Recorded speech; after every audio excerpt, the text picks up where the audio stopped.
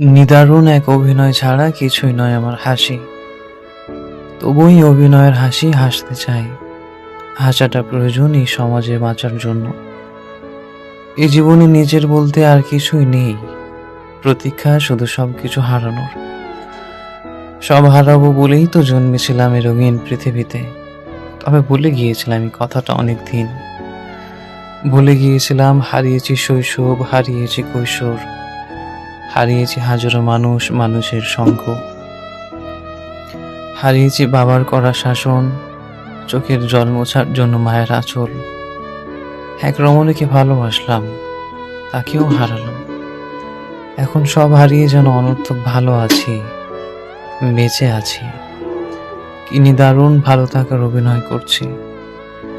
দেখতে দেখতে জীবনও শেষ হয়ে যাবে, ফুরিয়ে যাবে, ফুরিয়ে যাবে এইসব হারানোর ক্ষতচিহ্ন।